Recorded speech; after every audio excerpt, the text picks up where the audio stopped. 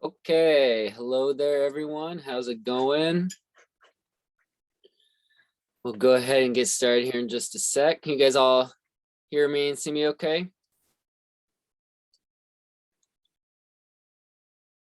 Yep. Hello, hello. Okay, cool. All right. So today we'll finish our lecture on those other moods. We got 4 more to go over, so we'll get that going here in just a sec. But yeah, so has everyone looked ahead at Project 03? Has anyone looked at that or not looked at that yet? The description up on Canvas.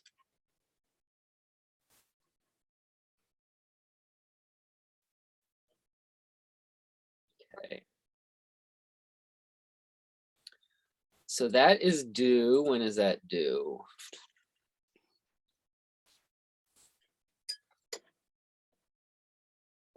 When is Project 3 due? Is due November 15th. So that's coming up here pretty soon. Yeah, that's in a little over a week or so. So this week you got to get started on that project, read over the description, see if there's anything that's confusing or you're unclear about, and let me know that before you start working. Make sure you're up to date on last week's lecture and the lecture that we're going to do today, because that's basically all the information that I'm going to be looking for on Project 3. Okay. And again, I'm just going to have higher expectations for you guys. So Project 2 was kind of just getting you guys used to that process of going from thumbnail sketch to digital art, and how you put your sketch into Illustrator and trace over it using the pen tool and those things, and how you combine it all in a PDF file. So I'm going to kind of expect you guys to have a good understanding of that process on this project, but now we're going to be adding more stuff to it. So I expect your final art to look better than the previous project. I expect you to have all the stuff as the just like the previous project: good focal point, use of dark values, compositional rules like rule of thirds or symmetrical composition, line variety. But now we're taking all that stuff, but we're adding mood on top of it as well. Okay.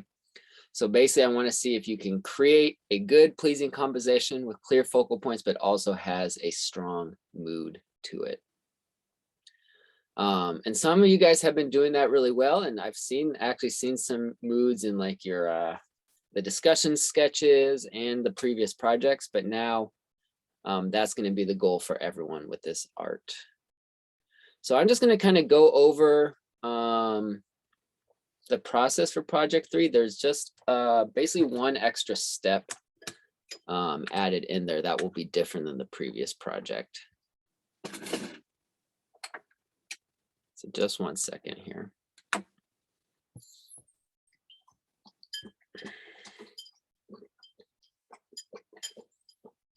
Okay. Okay, so for Project 3,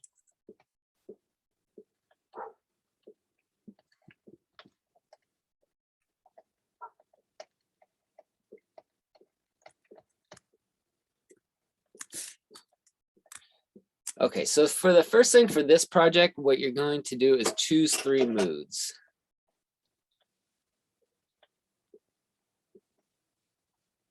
These should be 3 moods that we will have discussed either last class or the 4 more we talk about today. Okay. So choose moods that are different from one another. I don't want you to do like calm, peaceful, and relaxing, because those are all basically the same. So choose some that are different enough from each other. Maybe choose one you really, like and kind of draw on your own enough, or then choose something that's like brand new. And kind of use that discussion drawing challenge we did last week as just kind of an introduction to it, and like, oh, I really like creating an action composition. So you can use that for one of your 3 moods. Okay, so let's just write down our moods for, example. So then the next thing you will do is 15 thumbnails.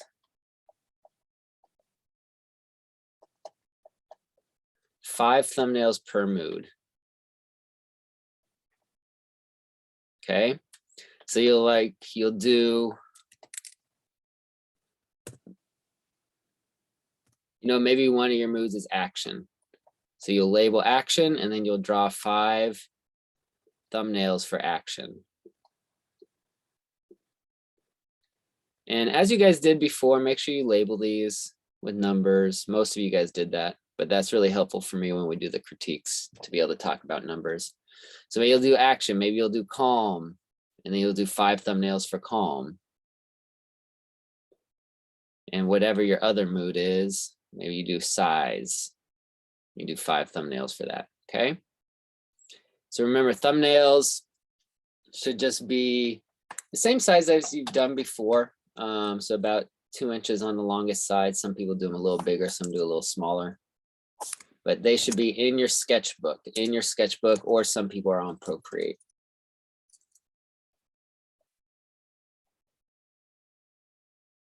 A few people did their thumbnails in Illustrator last project, so make sure these are in your sketchbook.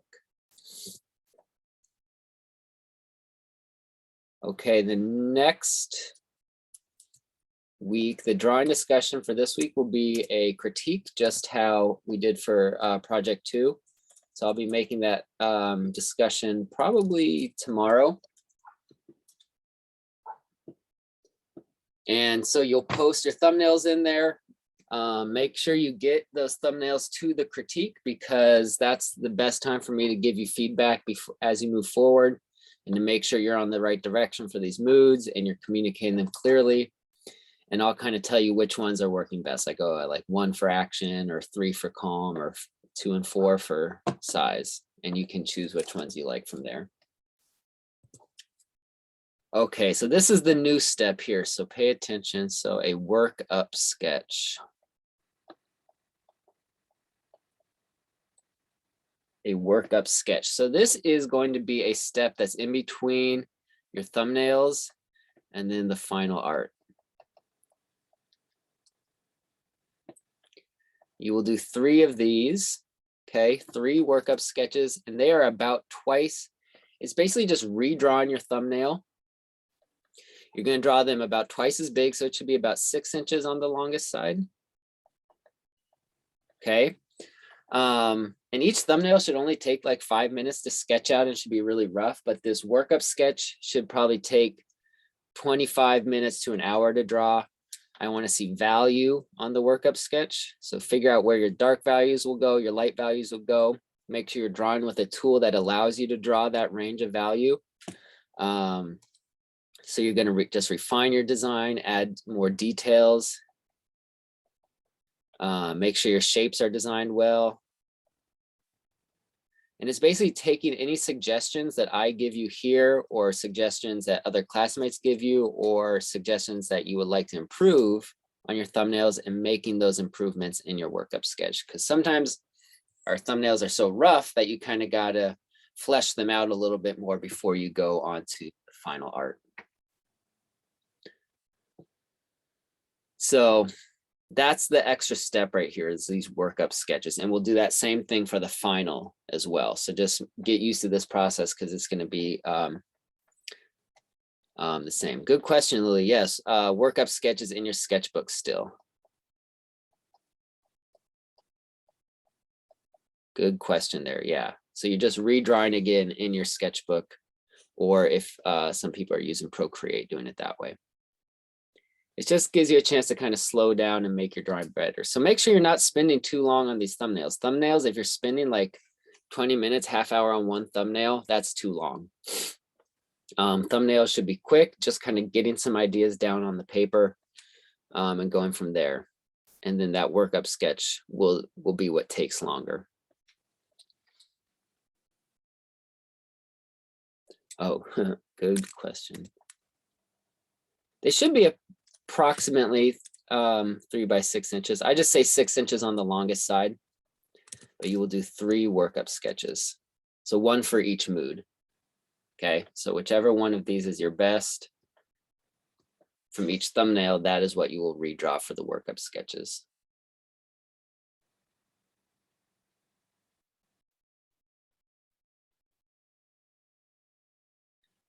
Any other questions on workup sketch?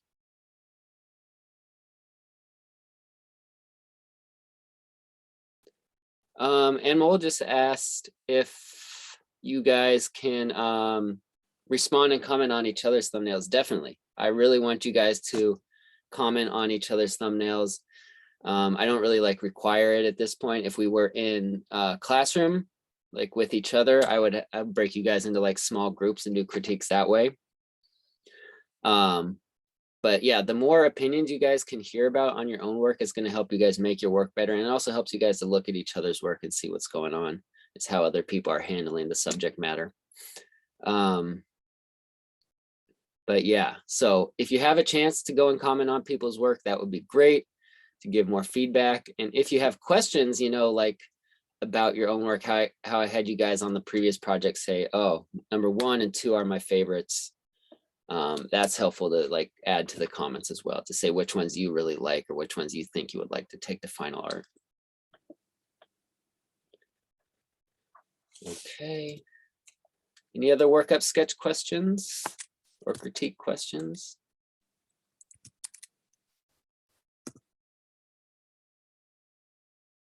Three pieces of final art. Okay, so again, each mood, 1 per mood.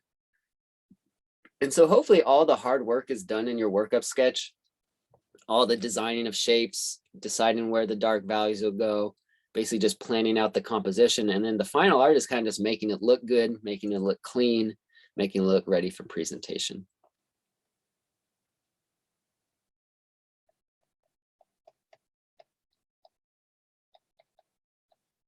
Written reflection, same as last class. There were a few people that just kind of answered those prompt questions there as like a worksheet question. Those prompt questions are just to get you started, but just kind of write a general paragraph about your process and really use that vocabulary that we've talked about: value, the different moods, rule of thirds, types of line did you use, those sorts of vocabulary from class, negative space.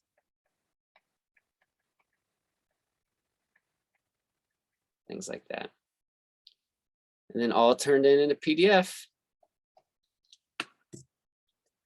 So yeah, so I have demo videos for that I'll send you guys during the week, kind of a demo of how to create that final art and using some of those new tools that I showed you, like the shape builder tool and warp tool.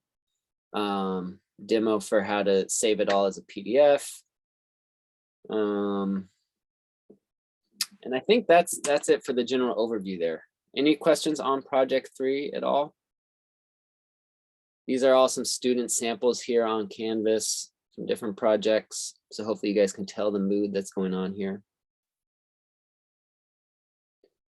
And this kind of shows my general process here from thumbnail to workup sketch to final art. And then it has all the point breakdowns and that sort of stuff. So I would say start working on this week, and that the critiques will be due next week, and I'll give you guys feedback and comments on there. And after you do the critiques, you can always send me your workup sketches, or send me your digital art, or send me your final PDF and ask for questions as well. All right. Any other questions on that?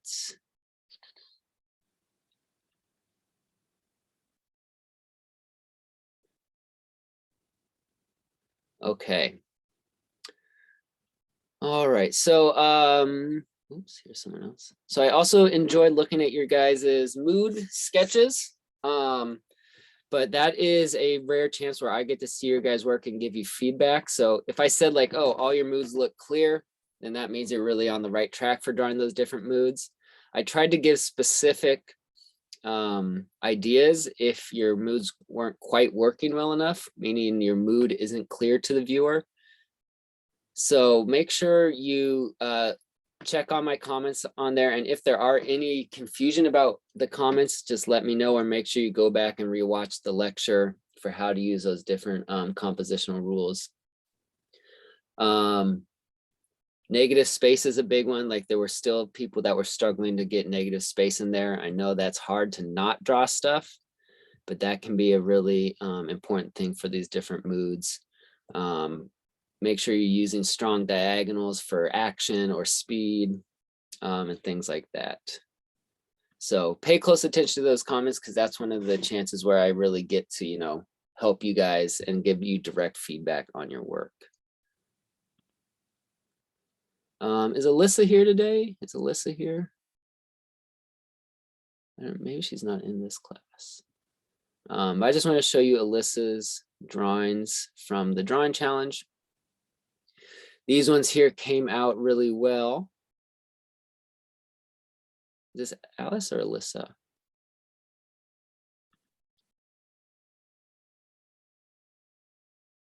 Are these yours, Alice, or was I reading the name wrong?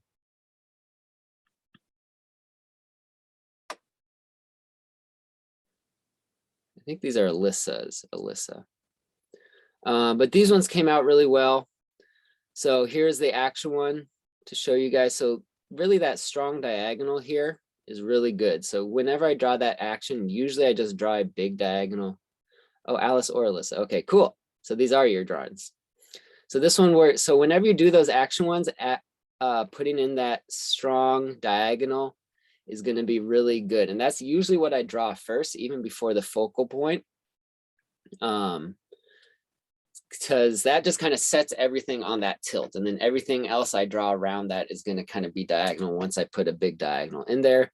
So big diagonal for that background shape, then the whole focal point is on a diagonal with the mug tipping over. And then the liquid flying out is a very angular shape, which is cool. And there's not a lot of negative space. And what negative space is up here? She added speed lines in here, which kind of makes it busier and gives more motion to it there. The calm one is really good as well.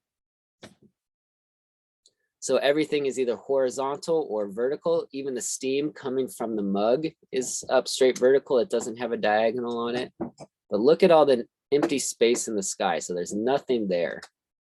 Okay, so that's that main thing for negative space. Just leave it empty. And then the size one also came out really well.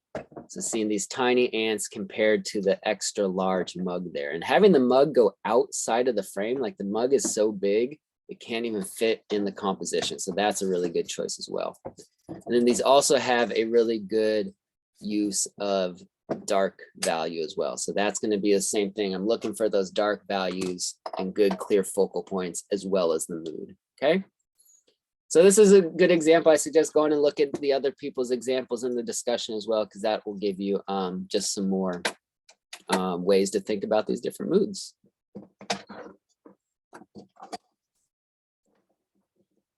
So yeah, nice work on those ones.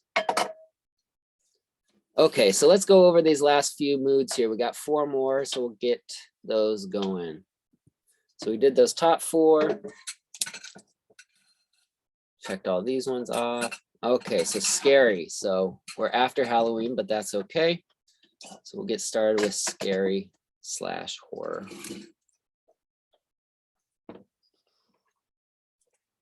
Scary, horror, any sorts of those things.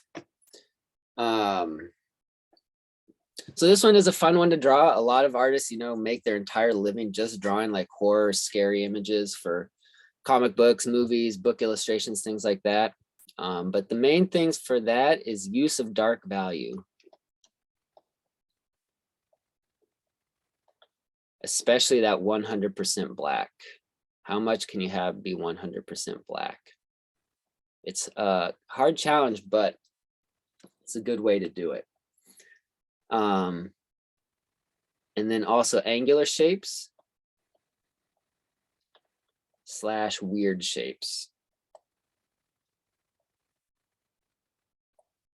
And when I say weird shapes, I just mean rather than just drawing our normal cute little house like this,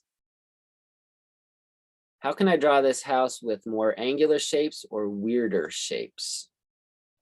So let's think we can extend the roof all up so it's weird and pointy. Kind of dip it down there.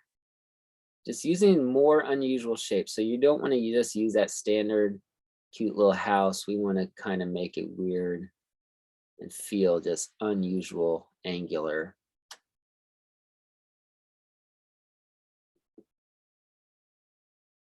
Give a little chimney on this one, and then this one we have like a weird broken chimney. Looks like it's about to fall down.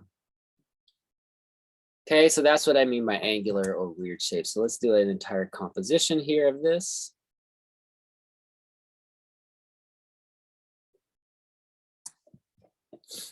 So let's start with our focal point. I'm going to draw a person here, but I want to put like a weird looking hat on them.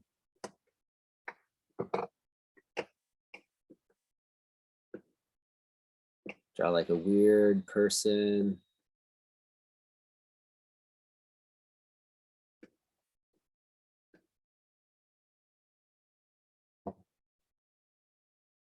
And these sorts of same things apply to abstract as well. And I'm going to do some grass down here, but I'm going to draw some weird angular grass. I'm going to use this design for the house and kind of just put this in the background here.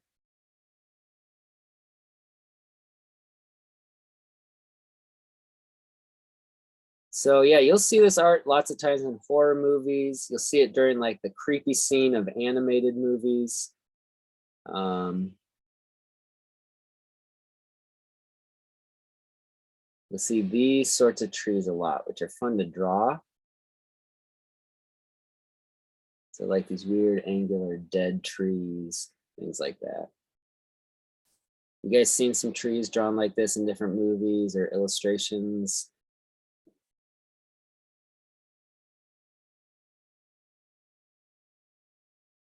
Yeah, there you go. Harry Potter, exactly. Okay. So the biggest thing with this one though is those dark values. So I'm just, oops. I want to just drop in some dark value. And I'm just going to start with like an 80% black. Let's put that on there. And then 100% black. So I want to see what can I make 100% black and have it still read.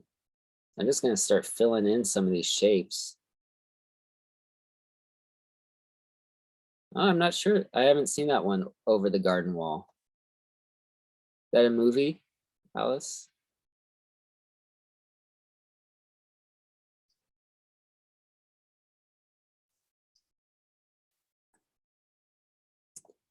So, oh, cartoon, cool. Yeah, I haven't seen that one. So yeah, I mean, you can play around with these shapes, have fun with them. Like I said, they're fun to draw because they don't have to be perfect, really, you know? It's just kind of making them weird and creepy and things like that. I'm gonna make my focal point solid black. Okay.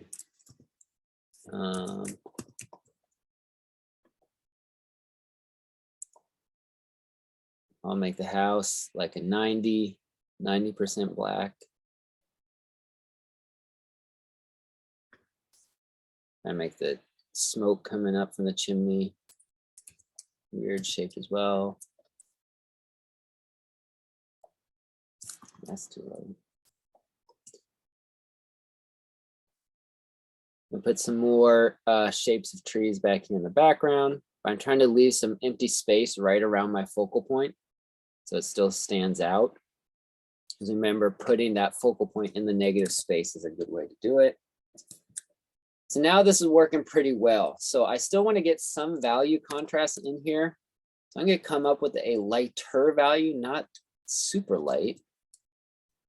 I want to put some fog-like effects in here just to get some value contrast. You can have lighter values in a horror composition. You just don't want them to dominate. So I can put a little bit of lighter values right here, especially around the focal point to get value contrast. Then I can try and get some hazy, foggy effects as well. There we go.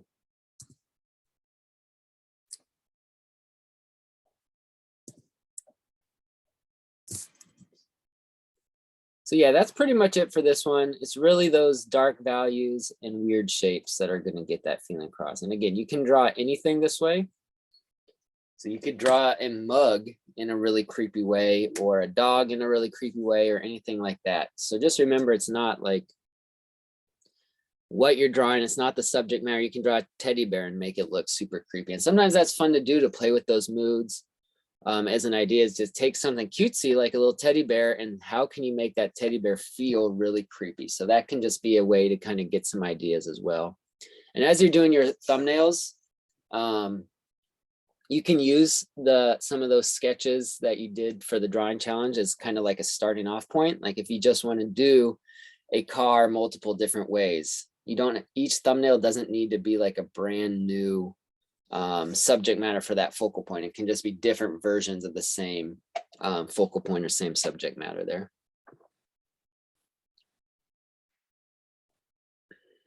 Okay, any questions on horror, scary?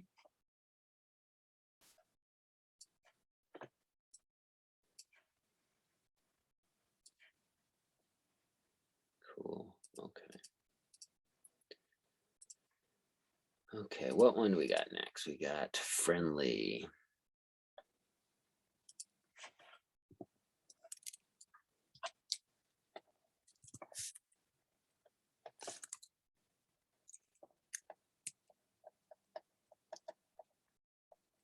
Friendly, I usually associate this with stuff for kids, childlike. Things that are designed basically for a young audience, something that feels non-threatening, easy to look at, anything like that. And for that, you want a lot of rounded shapes. A shape like this is going to feel dangerous and scary and hard to touch, whereas a shape like this will feel very soft and inviting and harmless. So that's kind of the idea of those rounded shapes. You don't want too many of those strong angles. You can have some in there, but as long as they're not dominating the composition. Lighter values. And the use of pattern, I find. So, just having a simple pattern is kind of comforting to people. People like patterns. It's easy on the eyes. So things like that can just be a nice way to add some comforting imagery into a composition.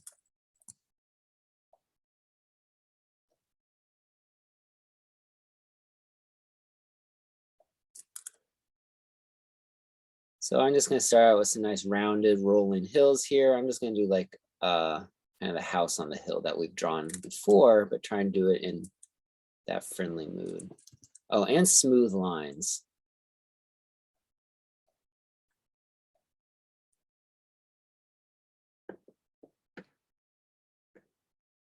So I don't want like a lot of jerky, sketchy lines for this. That will not feel as friendly. I gotta try and get some really nice smooth lines in here. And on Illustrator, it's really easy to find those smooth lines. It's just one of the settings for the brushes.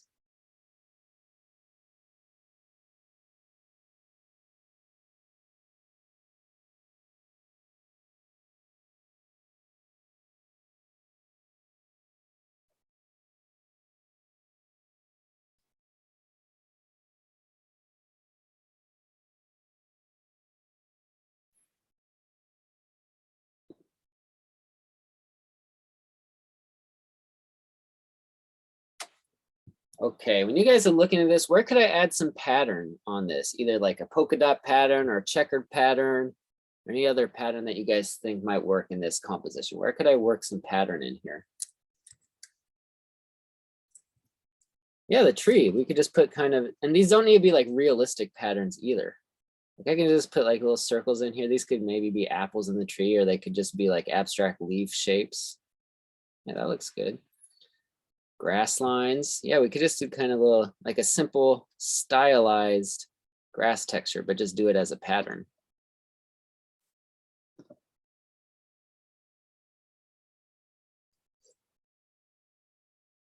So just little things like that. Sure, let's put some birds in the sky. Maybe we'll just put like a check pattern here on the roof to kind of show shingles. So just little things like that. And then if you were to do values on here, sure, lines in the clouds work also.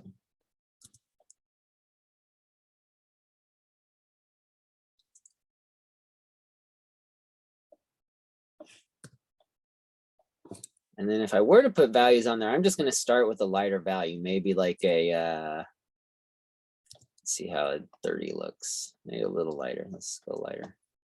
There's like a 10 or 15%, and then fill in some of these other shapes with lighter values. And you can have some dark values. Like I don't want to say don't use any dark values when doing friendly. You just want smaller areas of it. So I'll put, we can put a dark value here on the window or there. Make this a little darker as well. So we can have little spots of dark, but overall it should be lighter values. And I've seen some of you guys some people have used some really good patterns really well already in the previous projects. So if some of you guys do that already, some of the pattern fills they have for Illustrator can be really nice as well for these different things. So sort of like that. Any questions on that friendly kids art style work?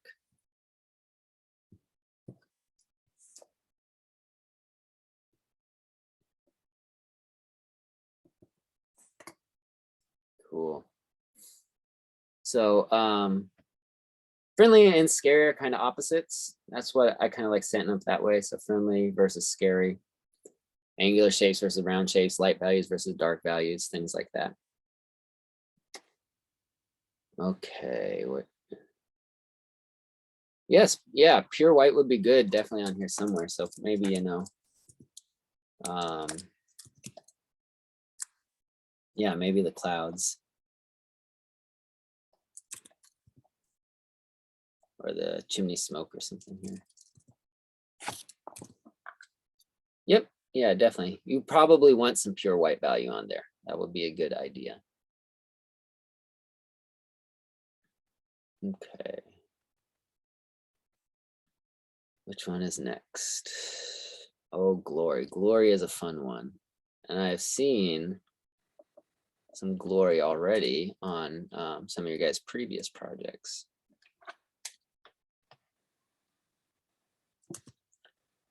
Glory, when something is glorious or magnificent or powerful. Power in the sense of it has something magical with it.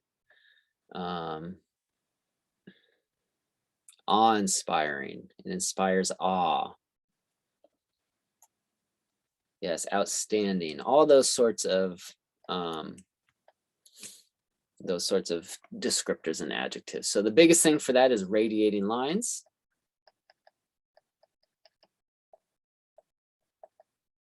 Meaning lines that start from one spot and radiate outwards.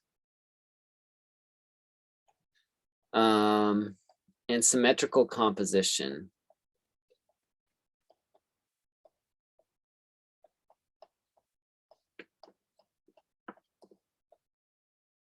And not always, but a medium to large focal point.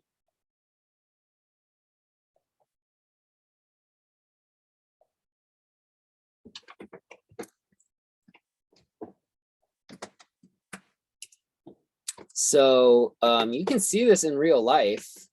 Has anyone ever seen this? Oftentimes, go back to our mountain example. There's some trees here in the foreground, but you'll see it lots of times during like a sunset. You'll see when there's some clouds in the sky.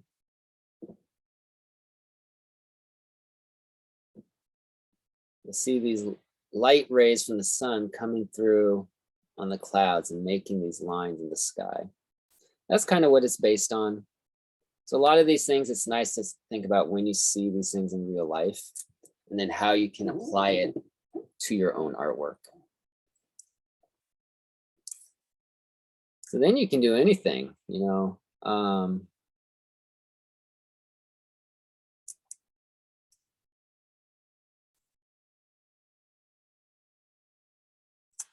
See it lots of times for people. And you can treat the radiating lines in the background as just abstract shapes too.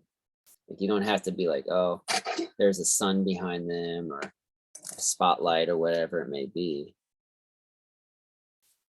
Maybe we have some other people here looking up at this person.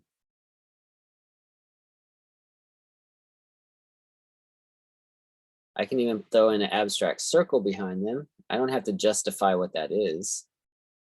We can just have this now, these radiating lines. And you could basically put any subject matter there in the middle. It can be an abstract shape. It can be pretty much anything representational. Did anyone here use kind of these radiating glory lines on their previous project? I know I saw a few of them, and they all work well as leading lines too. So it works out well that way.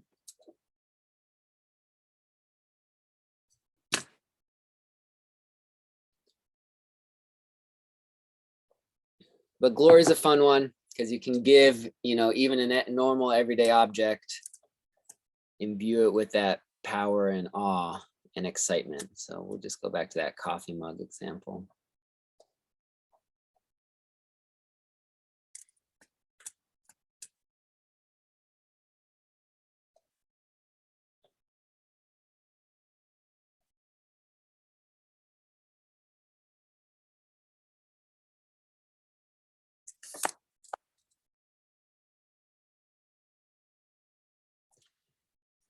All right, any questions on glory, power, awe, use of radiating lines?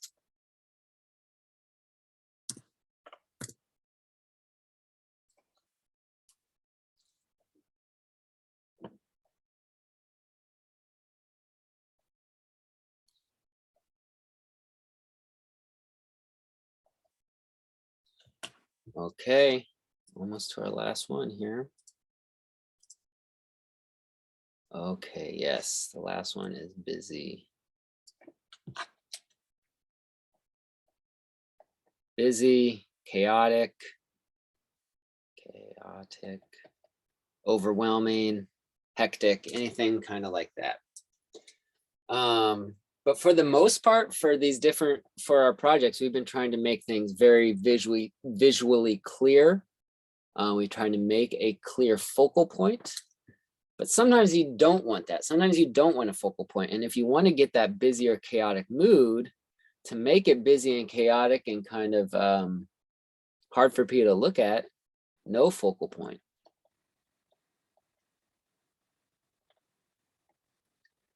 No negative space.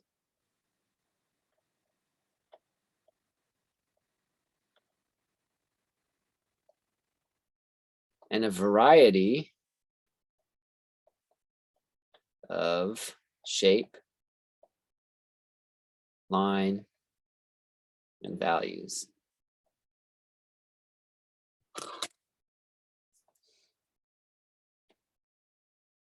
You never want to make this busy or chaotic art on accident. Like if you're trying to make something feel calm, you do not want it to feel busy. Okay.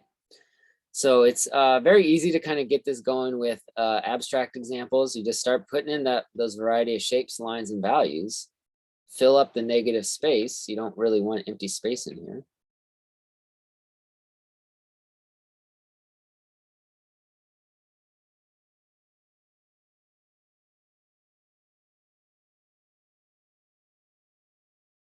So the more I add to this, the busier it gets, and it should kind of feel, you know, overwhelming to look at. Think of it like a really messy bedroom. And then I'll start putting in my variety of values as well.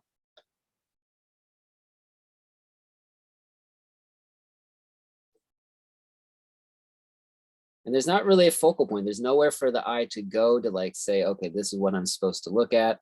There's no negative space. There's nowhere for the eye to rest.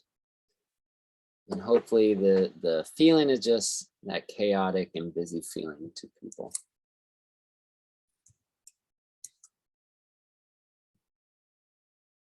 So yeah, that one's really easy to do with abstract. Oh, and a variety of patterns, you can add that in as well.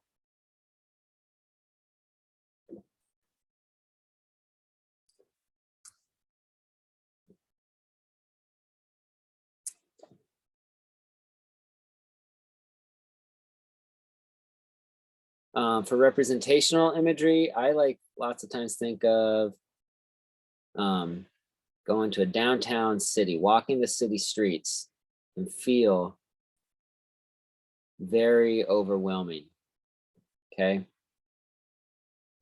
There's all sorts of buildings and cars and people and noises and sounds and signs, traffic lights. And so that's what can kind of get that busy feeling in real life.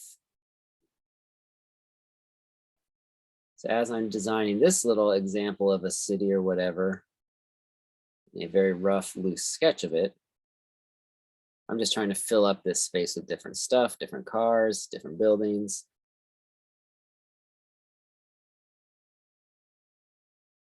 If I have negative space up here, I'm going to start filling it in with more stuff.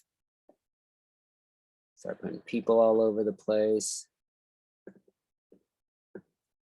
Wires going across, street signs, and just basically filling it up with no real order. Or no real focal point, no negative space.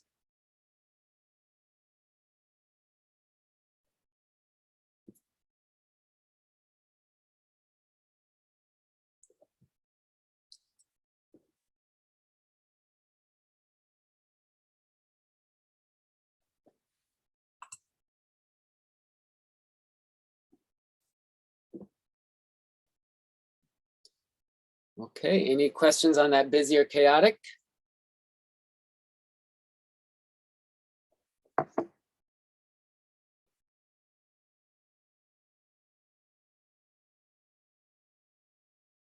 So now that we've gone over the 4 or the 8 major moods that we'll be using for this project, start to think about which ones you like, which ones may come easier to you, which ones you may want to do for the project. I know some of these moods, certain artists like kind of naturally draw in one mood or another. There's some artists that'll work in like children's style art their whole career. There's some artists that do horror art really well. So I suggest kind of trying out a variety of different ones, seeing what you like the best and seeing what works best for your own style and your own working, kind of your own working and how you like to draw. So let's pull up some examples here of professional artists and see if you guys can tell the mood going on, and we can discuss the different things being used here.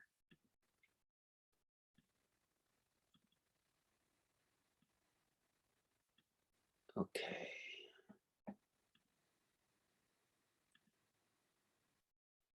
So what mood is this image right here? What are they trying to convey or make you feel when looking at this image? Yeah, Zach. Yeah, scary. So what percentage of this composition is solid 100% black here? Probably like 70, 80% is solid black. They made the whole background solid black. All around here is solid black. You have just a little bit of lighter value right there on the focal point. But just all that black is really what does it for this composition. It isn't really that creepy of a thing. It's just a guy in a suit. But when you add all that black in there, it becomes creepier. And then you get this weird little tentacle coming out. The shape of that little statue and the shape of this statue are kind of creepy. But really just, you know, dropping things down to dark values and 100% black will really help get across that feeling.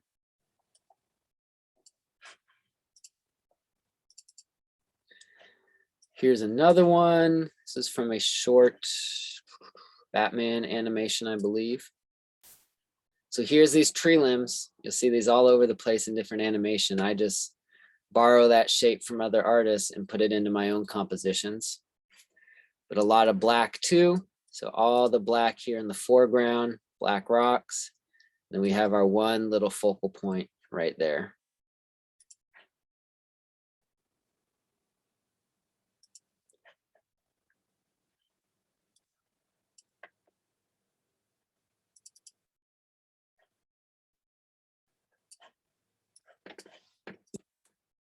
Here's another one. So we got the creepy mood, the solid black, the weird shaped focal point. So this is some sort of alien monster type creature.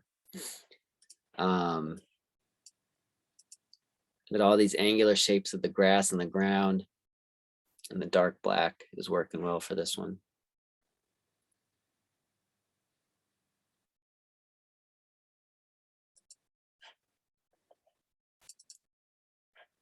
So this is from, I think this is from Bambi right here. So even the happy movies sometimes have those creepy scenes in it. So just the way they're drawing the trees are all angular, and the use of the dark values on the trees works well there.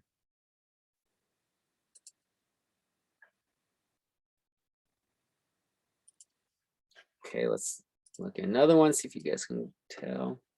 Let's go with this.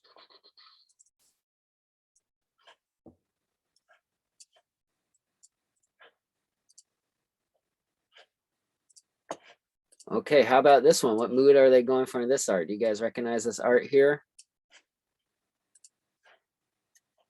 Back in the day.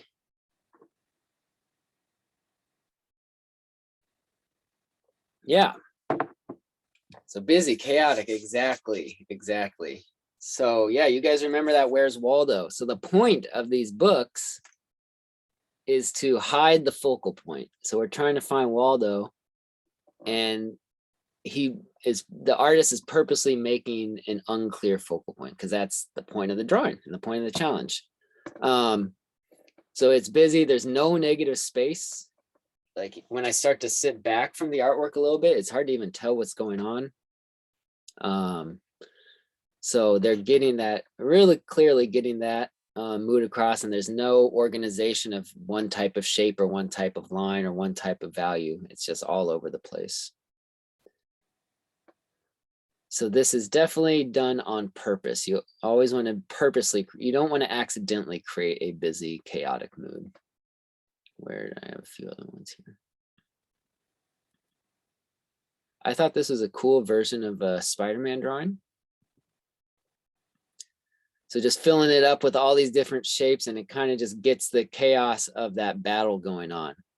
And we do have the two focal points of the characters, but they're not really that much more important than all the other explosions and things going on like that. Like it's not like a super clear focal point. There's not any negative space. There's a tiny bit of negative space here in the sky, but it's mostly all covered up by different shapes and stuff going on.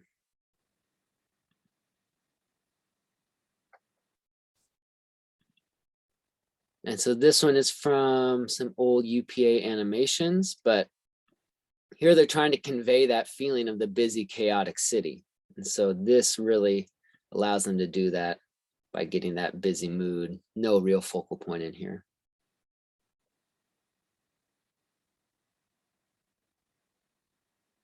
Zach, were you talking about busier action for the Spider-Man one?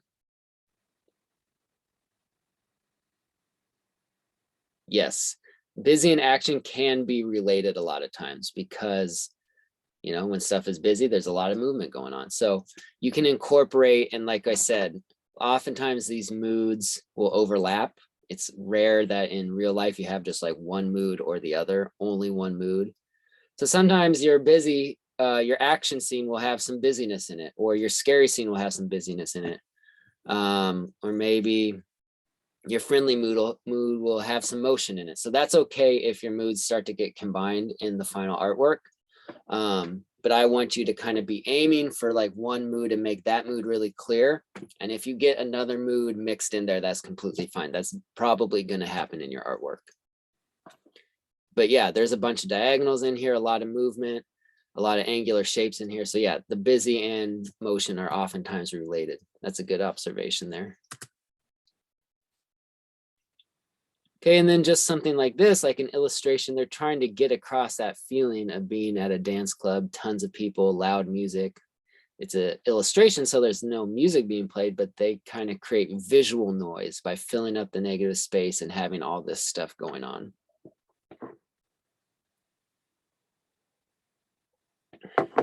Okay.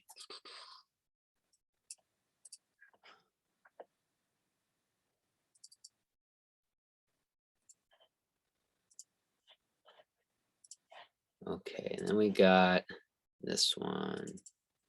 So here's that example of glory that you may have seen in real life. So nice symmetrical composition here. This is just a photograph. Put that nice dark focal point shape right in the middle.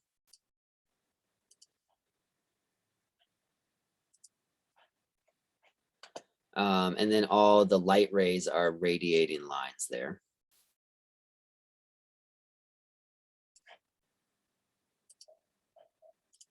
So this one is treating the focal point or the radiating lines just as abstract shapes, and to kind of give that feeling about the focal point, that sense of glory and awe about that person, that character.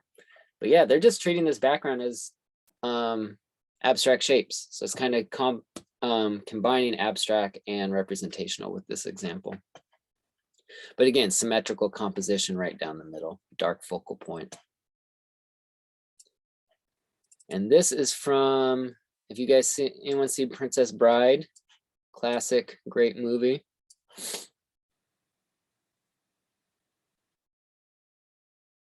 This was a scene in the movie where something, yes, definitely best movie ever, where something mystical and magical was happening. This character was trying to communicate with his dead father. And I thought it was really interesting because then the cinematographer, found this shot where we're looking at the sun right behind the character, and it creates very subtle, but you get these glory lines with the sunlight coming through the trees there. And so, for a photographer or a cinematographer, they have to like plan where the actor goes, where the lighting is to get that effect. Since we're just drawing and creating the images ourselves, we can put in those lines. Okay, was that all of them? Oh, friendly. Okay, yep, friendly. You guys have probably seen a lot of artwork like this. What is this artist's name? Yeah, Sanjay Patel. This is the artist Sanjay Patel. He works for Pixar, but he's also done a bunch of illustrated kids books. And you can just see the rounded shapes here, round face, round eyes. All the arms are rounded off, but also the use of pattern here. So nice little pattern there for decoration, pattern on the character themselves. Here's another one by him. Pattern all along the character, really nice, simplified, rounded shapes.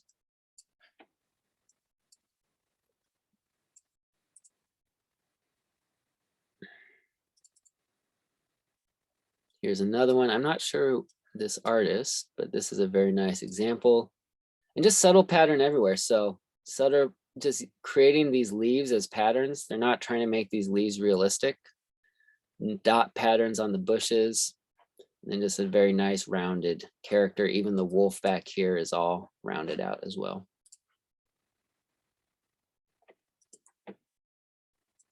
Okay. Any questions on any of these moods before we finish today?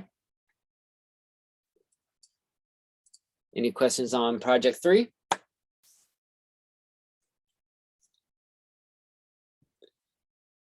All right.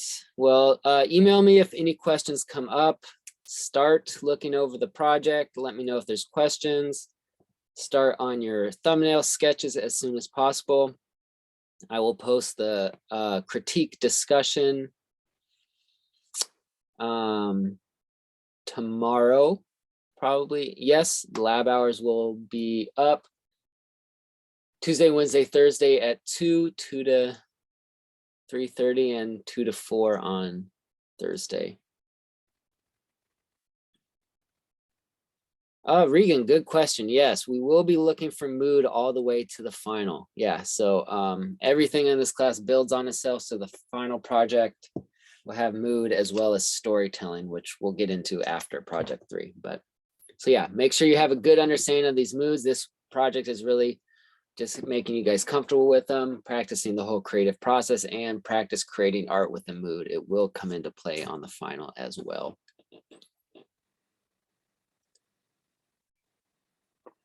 All right, that's it for today. I'll leave this open for a sec if anyone has questions before they head out. But other than that, I will see you guys in a week. And look out for an email about the discussions.